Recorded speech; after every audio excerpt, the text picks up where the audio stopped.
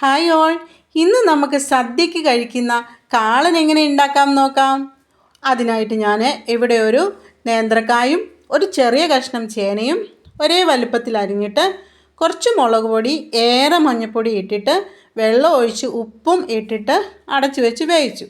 മഞ്ഞൾപ്പൊടി ഏറെ വേണമെന്ന് പറയുന്നത് കാളൻ ഒരു മഞ്ഞ കളറായതുകൊണ്ടാണ് മഞ്ഞൾപ്പൊടി ഏറെ ഇടുന്നത്. പിന്നെ അരമുറി തേങ്ങ എടുത്തിട്ട് കുറച്ച് നല്ല ജീരകവും ഒരു അല്ലി വെളുത്തുള്ളിയും അരച്ച് നല്ലതുപോലെ അരച്ച് നമുക്ക് ഈ കഷ്ണങ്ങൾ വെന്ത് കഴിഞ്ഞ് അതിലിടണം. അരപ്പിന് ഞാൻ കുറച്ച് മഞ്ഞളിട്ട് കൊടുത്തിട്ടുണ്ട്. അങ്ങനെ ഇതെല്ലാം നല്ല ഫൈനായിട്ട് അരച്ചെടുത്തു.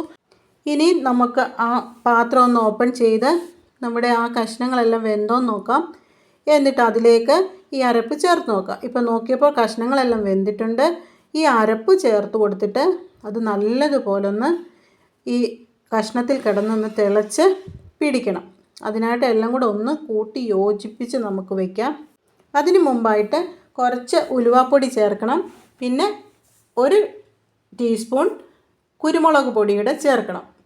കാളന് നമുക്കൊരു ടേസ്റ്റ്, ഈ കുരുമുളക് പൊടിയുടെ ടേസ്റ്റ് നല്ല ഒരു ഫ്ലേവറാണ് തരുന്നത്. അതുകൊണ്ട് പിന്നെ തൈര് ഒഴിക്കുന്നതുകൊണ്ട് സ്വാഭാവികമായിട്ട് നമ്മൾ ഉലുവാപ്പൊടി ചേർത്തേ പറ്റത്തുള്ളൂ.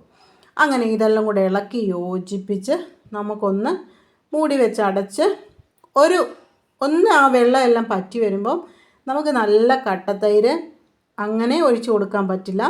അതൊന്ന് ഇളക്കി ആ കട്ടയെല്ലാം ഉടച്ചിട്ട് ഈ ഒരു കൂട്ടിലേക്ക് ചേർത്ത് കൊടുക്കണം. സാധാരണ അത്യാവശ്യം പുളിയുള്ള തൈരാണ് കാളന് ചേർക്കുന്നത്. പക്ഷെങ്കിൽ ഇവിടെ പുളി അധികം ഇഷ്ടമില്ലാത്തത് കൊണ്ട് ഞാൻ കുറച്ച് പുളിയുള്ള തൈരാണ് ചേർത്ത് ഇളക്കി കൊടുക്കുന്നത്.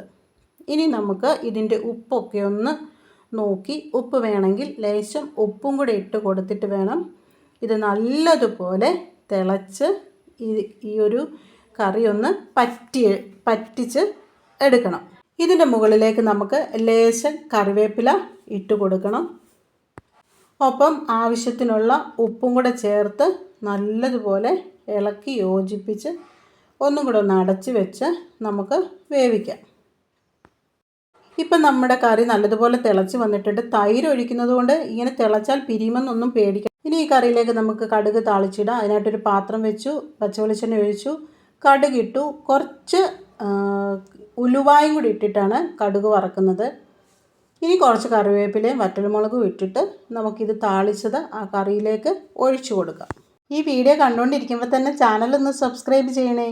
എന്നിട്ട് ബെല്ലൈക്കണോട് ഒന്ന് എനേബിൾ ചെയ്യുക. എങ്കിൽ മാത്രമേ പുതിയ പുതിയ വീഡിയോകൾ വേഗം നിങ്ങളുടെ അടുത്തേക്ക് എത്തത്തുള്ളൂ. ഇഷ്ടപ്പെട്ടെങ്കിൽ ലൈക്ക് ചെയ്യണം. എന്തായാലും ഈ ഒരു റെസിപ്പി ഈ ഓണത്തിന് ട്രൈ ചെയ്യണം. നല്ല അടിപൊളി ടേസ്റ്റാണ് കാളന്. ആ തൈരിൻ്റെയും ഉലുവേൻ്റെയും കുരുമുളകിൻ്റെയും എല്ലാം നല്ലൊരു ഫ്ലേവറുണ്ട്. നല്ല ടേസ്റ്റാണ്. അപ്പോൾ ട്രൈ ചെയ്യുക, ഫീഡ്ബാക്ക് അറിയിക്കുക. കുറച്ച് നേരം അടച്ചു വെച്ചിട്ട് നമുക്ക് വീണ്ടും തുറന്ന് ഈ കറി ഒന്നുകൂടെ കൂട്ടി യോജിപ്പിച്ച് സെർവ് ചെയ്യാൻ ഒരു പാത്രത്തിലേക്ക് നമുക്ക് ഒഴിച്ചു കൊടുക്കാം. അപ്പോൾ എന്തായാലും ഈ ഓണത്തിന് ഈ ഒരു റെസിപ്പി തന്നെ ട്രൈ ചെയ്യുക. അടുത്ത ഒരു വീഡിയോ കാണും വരെ എല്ലാവർക്കും നന്ദി.